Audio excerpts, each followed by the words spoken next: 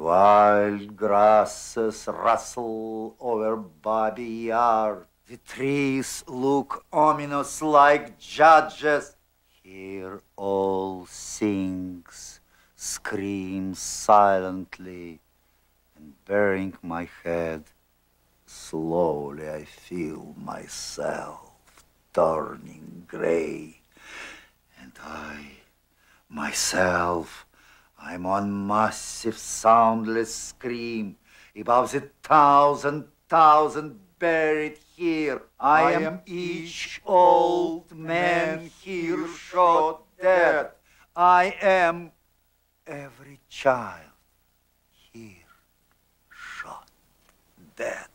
Nothing in me shall ever forget.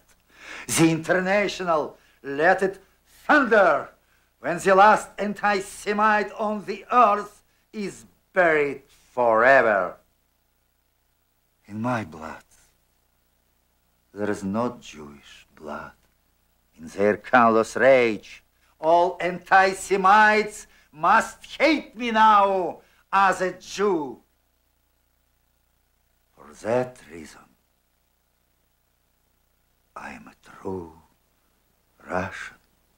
И потому я настоящий русский.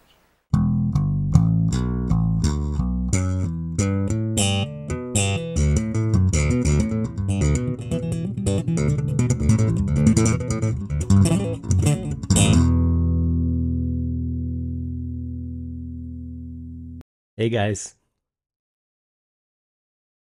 George Messa, Third Eye Edify podcast, and the rumors are true. I have a merchandise shop now. I'm very excited about it. All kinds of practical things for yourself or a gift. Anyway, you'll probably know where to find it. You just got to go to my website, thirdeyeedify.com, and there's plenty of links there for that. I have a book out now. It's a long time coming called World War U. And it's a lot more positive than the title may sound, but it's kind of an amalgamation of all of the things that I've thought about for my entire life, essentially, since I was a very, very young person. And I'll leave it at that. You can find everything there on the website if you want to check it out. I would appreciate it very much, and I would really genuinely appreciate feedback. I want to know, now that I put it out there, it certainly won't be my last book, but I want to know. I'm so curious to see what people think about the way I wrote it, because I didn't approach it like a novel or anything like that. It's certainly nonfiction. Anyway, I was about to say enough about me, but the impetus for this episode here was not the merchandise. The impetus for this episode, very specifically, is a performance that I took part in when I was in college, Queens College, for music. We performed Shostakovich's 13th Symphony, nicknamed the Babi Yar. I had no idea what the Babi Yar was, and I quickly realized the impact of it. When we started studying what the words were, we were singing in Russian.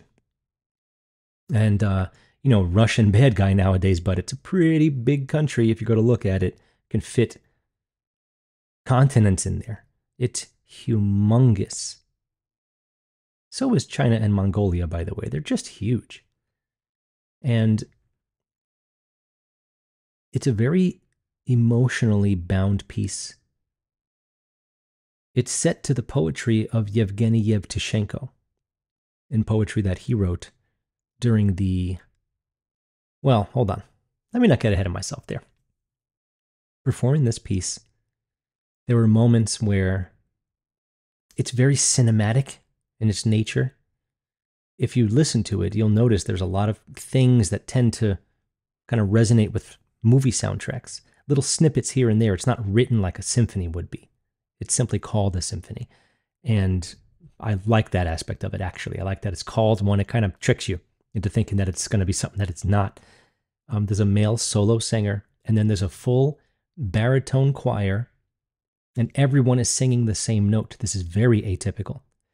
Normally, a chorus is subdivided into 4 distinct parts, sometimes even more within those parts. Soprano, alto, tenor, bass, SATB. And in this case, we're all singing the same thing except for one chord that was sung at the end of the third movement. And other than that, we're all singing the same words, same notes, same rhythm, same everything. Thankfully, we had a Russian to help us in the group, and we had a professional Russian singer there to guide us, because there's a lot of very interesting pronunciations and things, and I already spoke Greek fluently. So certain things actually kind of made sense to me in the way that they were being said and the way I had to say them. So lucky for me, I was able to say it pretty well. But the point of me telling you all this is that it always stuck with me. There were so many ups and downs in the piece, very, again, emotionally charged.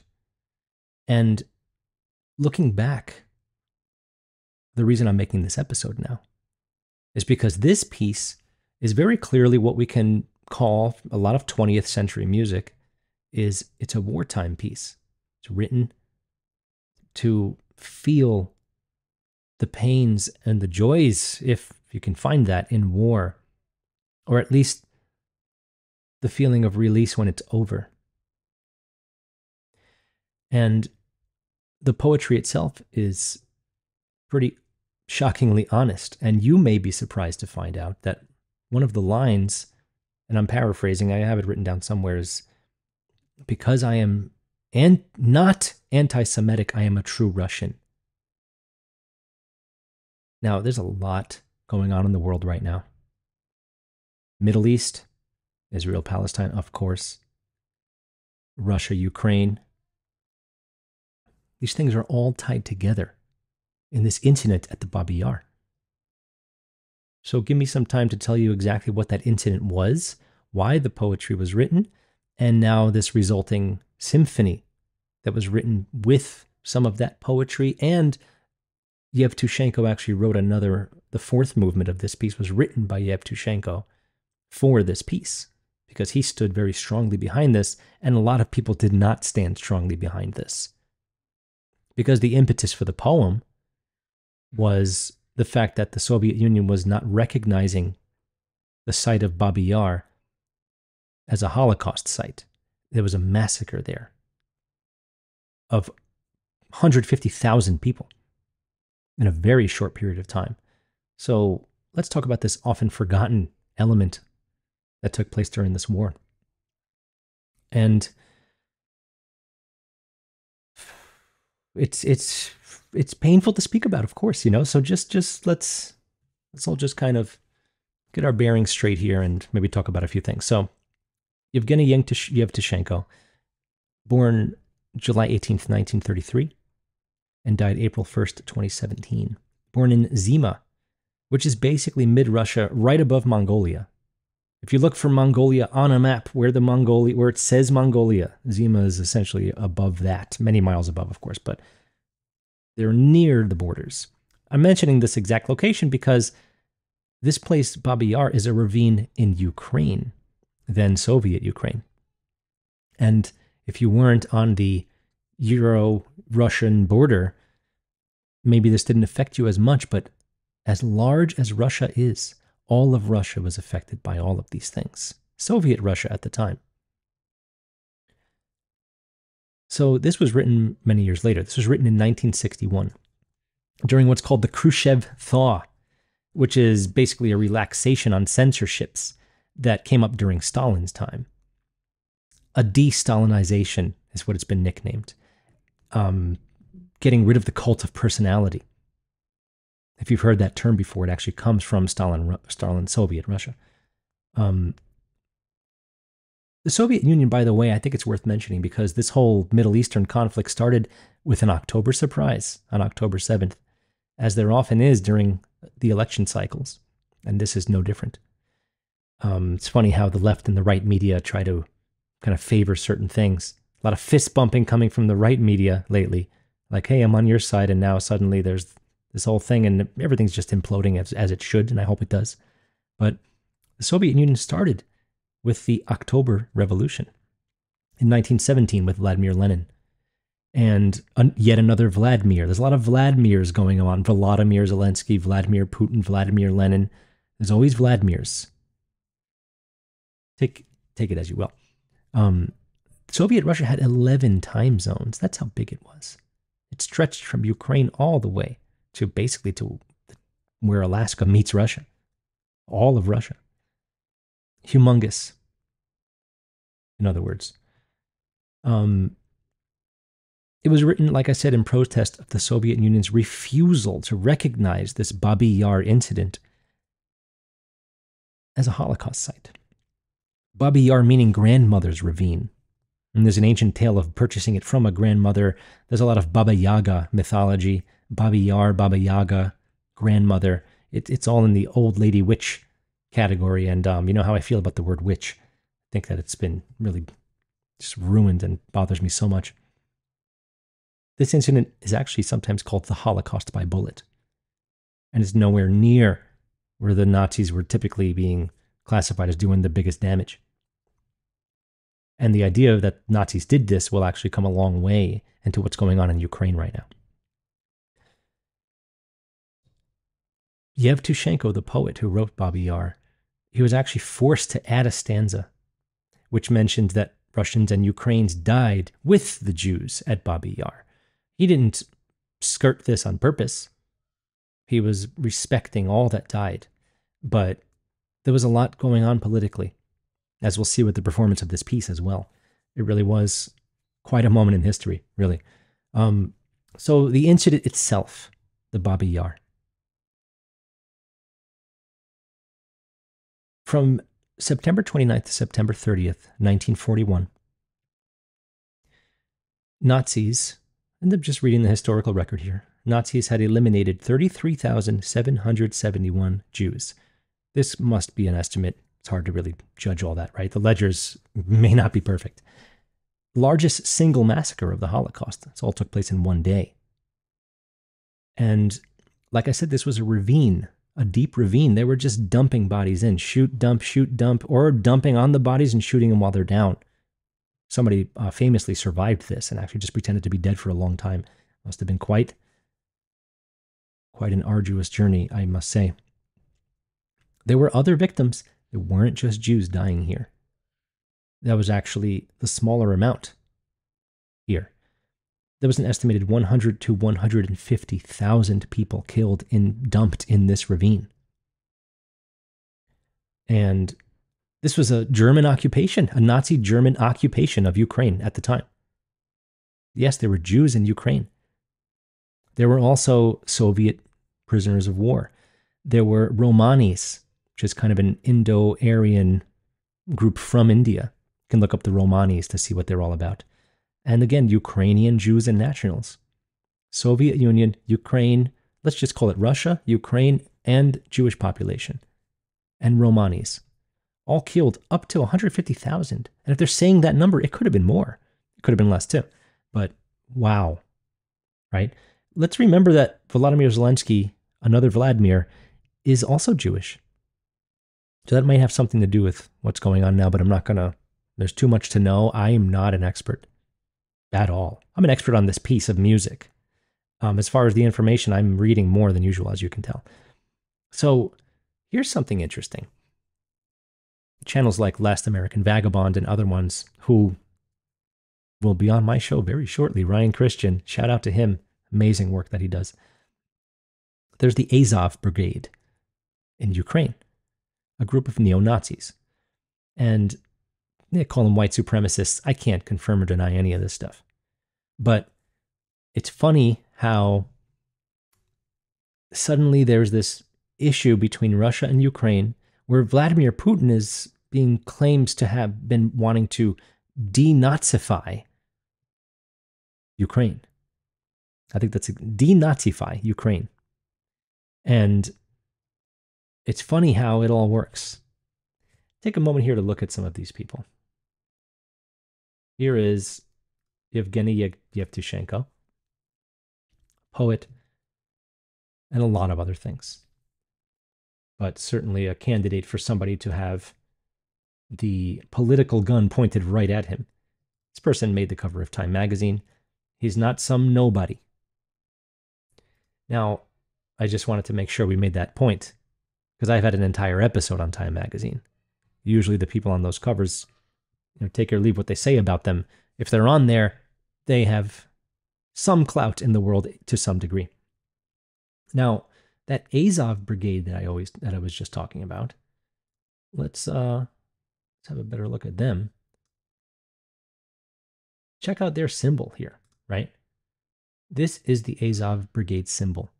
Again, neo-Nazi group in Ukraine, potentially being supported by our tax dollars. How many billions? Let's not even bother talking about it. Look at that symbol. I would say that it does resemble this Nazi flag.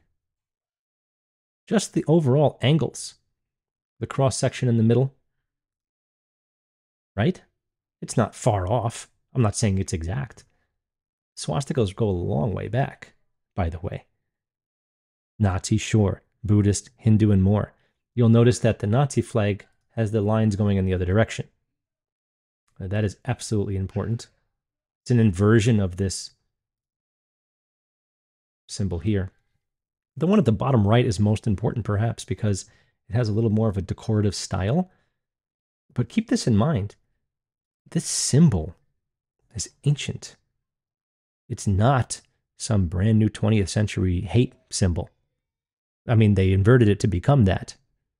But, and I recall Hitler mentioning that, our symbols are being desecrated, our theaters ruined by Jews, right? Meanwhile, Wagner was writing music, everyone writing symphonies and other very complex music in Germany because they wanted their own national culture. I dare say, and I might do a whole episode on it, that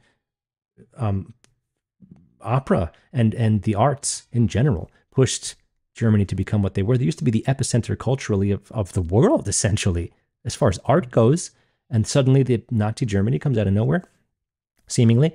But I remember him specifically saying that they're tainting our arts and our theaters. But there were Jewish people that were kept in Nazi Germany and they were safe because they were needed to perform this very difficult music. So, little contradiction there. There's plenty of contradictions going on with World War II. That goes without say, but I'm not really ready to flesh all that out right now. So, what is this symbol? It's Ursa Minor, or Little Bear. Ursa Minor is the Little Dipper, and the very last star at the end of the handle is Polaris. It is the North Star, which means that does not move, which means the Little Dipper actually, over time, circles the center of the sky. And during the 4 seasons, you get the 4 points of this symbol. Look at it one more time, especially the bottom right one. Just pretend that's the little Dipper at the beginning of each season of the year with Polaris dead center. There used to be, in many cultures, consideration of 3 symbols. And this is just a little Third Eye Edify freebie for you for this episode. This has nothing to do with it. But there's a Disney movie called Brave. And this is the family crest. 3 bears interlocked, spinning around each other. If you consider the 3 seasons as spring, summer, fall, with Dimitri getting rid of winter because it's just a dead zone, a hibernation period, there's your bear reference again. And we only get 3 seasons. Here's 3 bears circling around a center point. This is the same exact representation as Ursa Minor with the swastika. So I thought that was something absolutely worth mentioning. There's also, since we're discussing this whole Nazi element, check this out. This just happened. That's 27th of September, 2023. This is being recorded in early November, 2023. Canadian Prime Minister apologizes after a Nazi veteran is honored in Parliament. The Speaker resigned right after this because they blew it. They were all applauding for somebody who was a Nazi, regardless of whatever you think Nazis did or didn't do. And look who was in the crowd. Volodymyr Zelensky. Waving right to this dude, I would say. So they accidentally, without knowing, honored a 98-year-old Nazi veteran in Canada's parliament, and somebody resigned over this.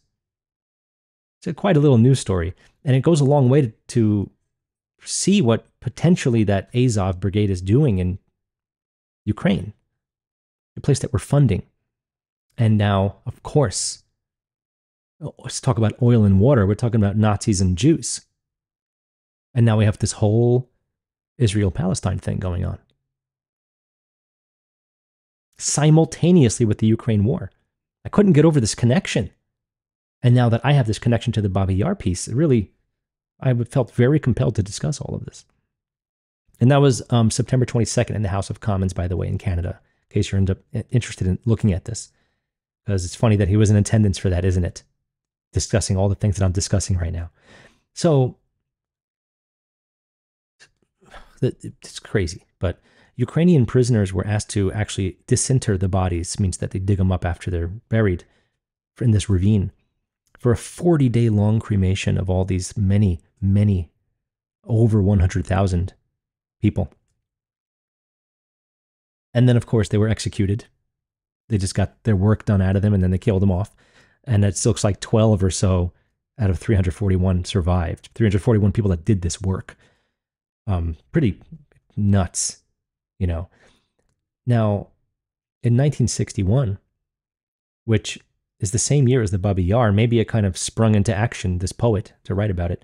But there was the Kudynivka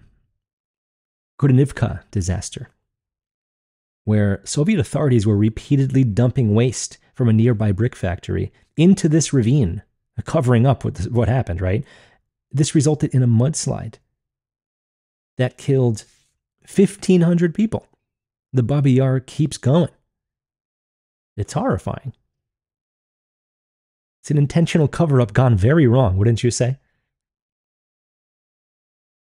And where is this Babi Yar ravine? It's in Kiev. Kiev, I don't know how they're pronouncing it nowadays, but that is the capital of Ukraine, right? It's in mid-Ukraine, as most capitals are, along the Dnieper River, Dnieper. In my Chernobyl episode, we saw that this river was actually contaminated by the Chernobyl incident. So it's the most populous city in Europe. Forget Ukraine. It's a big place. It's an important place. And it's a big reason why the worldwide political spotlight has been on them for so long lately. Not just because of all the money we're dumping in. No, not just because of that. So here is the composer now, Dimitri Shostakovich from St. Petersburg, much closer to the Russia-Europe border. And his 13th symphony, which was only nicknamed the Babi Yar, he did not write it in the score, but it is very much about it. It's basically the first word, Nad Babi Yaram Komfeni Komfnyet, something along those lines. I don't remember, so don't kill me for it. First night was December 18th, 1962. Not too much longer from when the poem was written in 61. And a little blurry, I'm sorry, but here is Dmitri Shostakovich on the cover of Time magazine. Clearly a key player in at least the history of music. His music is quite well regarded as far as 20th century music. A lot of 20th century composers, especially from 1908 on, where the idea was everything's been done. Let's do the opposite. Chords out. Measure lines to go 4/4 and 1 2 3 4 repeat 2 3 4. Like, get rid of them. Just play notes, make it happen. It's a lot more complex than that, of course. But I'm not here to get into the 12-tone music and all this other stuff, serialism, as it's called. So I want to ask a question here. Russia, Germany. Does war kill God or the concept of God? Nature? God is dead, like Nietzsche said. In other words, we don't need God anymore, thanks to science. I think that's an underlying focus of the words of this poem, of the words of the poem that we used in the piece. Maybe I'll take a moment, since I have it right here, to read the pertinent lines here. The very first, as the Russian that I said earlier, is this: no monument stands over Babi Yar. He's immediately letting you know why he's upset. There's no recognition of this. And I think I saw a menorah. There's some big, there's a few steps, a big menorah, and people are now, many decades later, are discussing it. But today I am as old in years as all the Jewish people. Now I seem to be a Jew. He's just relating to what happened. And there's a lot more to it. But getting to the parts that we need to know. Oh, my Russian people, I know you. I know you are international to the core. This is a beautiful sentiment. You're welcoming of all people. And since Russia is essentially the only country that's Occidental and Oriental all at once, I would assume that that is quite true. It's Arctic and it's not. It's everything, right? But those with unclean hands have often made a jingle of your purest name. I know the goodness of my land. How vile these anti-Semites, without a qualm. They pompously called themselves the Union of Russian People. There's much more to mention. I'm not going to read it all. But then at the end, in my blood, there is no Jewish blood. In their callous rage, all anti-Semites must now hate me as a Jew. For that reason, I am a true Russian. It wasn't being taken very well. And that's the original without the extra stanza that he had to add. But a lot of that is in the piece of music that we sung. And we had the translation, we're reading Cyrillic, but we had the translation right underneath. So as we're learning, and I have this thing memorized eventually because we practiced it hard. We had to get a lot of people on board with this pronunciation. Trust me, it took 6 months. It was emotional. And thankfully, shout out to Professor James John from Queens College. If anyone knows who he is, tell him I want to talk to him. I want to thank him. I emailed him, but I emailed his school email. Maybe he didn't get it. So there's even a mention of the Anne Frank situation. Very quiet whispering from a large chorus of men. So it's powerful whispering. And, just the idea of that they're knocking on the doors and they're knocking down the door, that kind of stuff.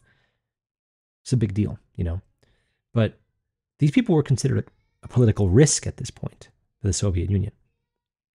And Khrushchev said it placed Jewish suffering higher, this poem, this piece of music.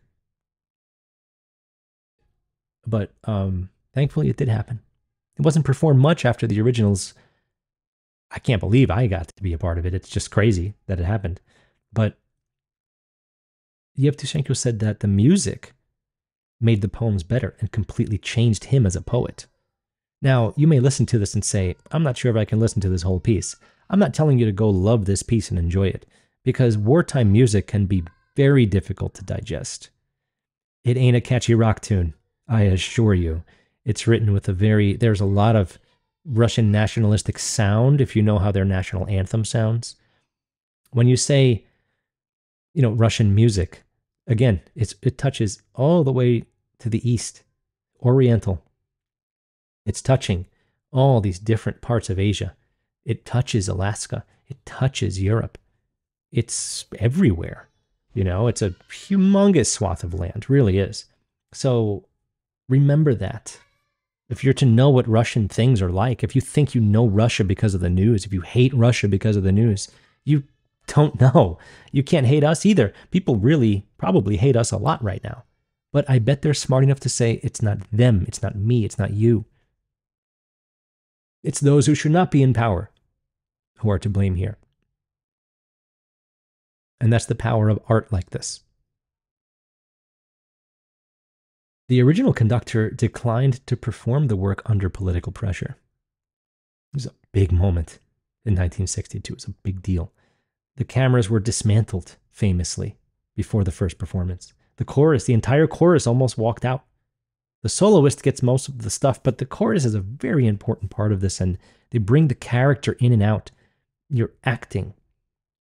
This is acting, singing this piece. You can't just because you can phonetically read Russian doesn't mean that you're going to successfully perform this piece. There are so many nuances. It's written by an expert composer who really got the most out of it.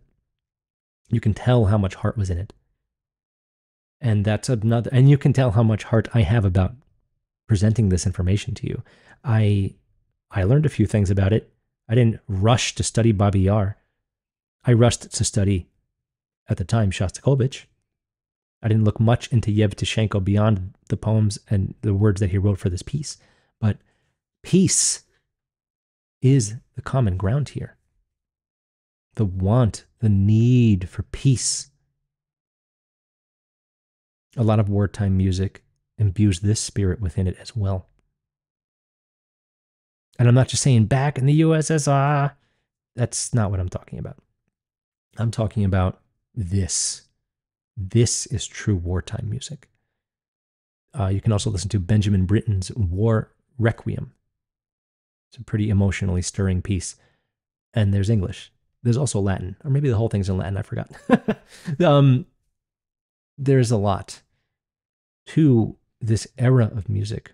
And it doesn't all sound like your typical American propaganda war stuff, or like that very obvious, maybe you can even picture some of the Looney Tunes that had it. It's not like that.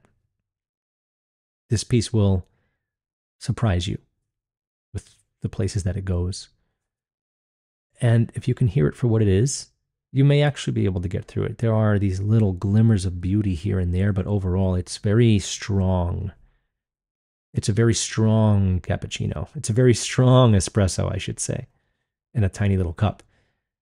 Or maybe it's a bunch of espresso shots put in one very, very, very large cup. And then they added cayenne pepper to the mix just to make sure it had punch. There's a lot of, you just know, you can hear the emotion. And of course, it's difficult if you're new to the world of listening to classical music. Your best bet is to find as close to the very first performance as you possibly can, because that's where all the first primal emotions that went into it were from. But,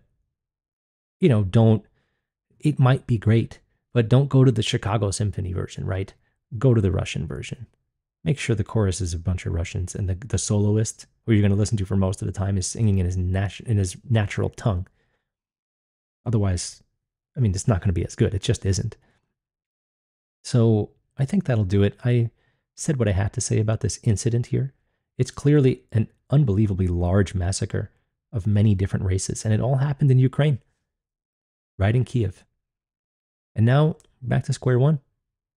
It's a place of much turmoil. There's a lot going on there. There's resources to worry about. There's huge trading routes and a lot of other things. Used to be Chernobyl. So just be on the lookout for what you think about the two different, most important and most politicized wars that we're dealing with at this point. Russia, Ukraine, Israel, Palestine. It's not about taking sides. It shouldn't happen at all. And if you choose an incident to be mad about so the other guys can kill instead, then you've been programmed. And a piece like this is telling you the opposite. A piece of music like this is asking for peace. It's a cry for peace. And we can only hope that it works. I hope it works its way into the subconscious of all human beings. Because we can't move on from the tumultuous nature of news that we're getting now without it. And like I said at the beginning, I have a little merch shop. I've got my brand new very first book is out, World War U. It's on a bunch of digital stores at ebook right now, and the paperback form should be out within 24 hours of this episode coming out. So that's what I prefer, obviously. You've seen all the paperbacks I'm always sporting in my videos. And I'm very curious what you think. If you think it's a dumb idea, tell me that too. I need all feedback at this point. I really do. And it won't be my last book.